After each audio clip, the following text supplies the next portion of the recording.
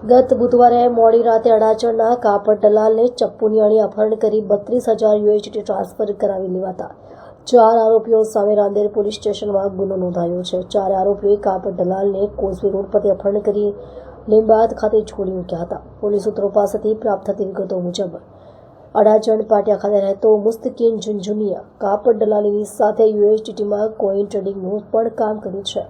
ગત 27મી નવેમ્બરના રોજ મુસ્તકીમ તેના ભાઈ ઉસ્માન સાથે લગ્ન પ્રસંગમાં હાજર હતો।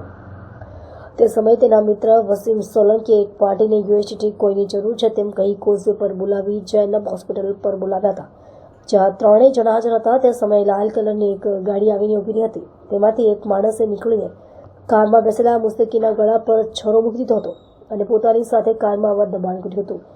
લાલ ગાડીમાં સવાર યુવકો મુસ્તકીમને કારમાં બેસાડીને લઈ ગયા હતા।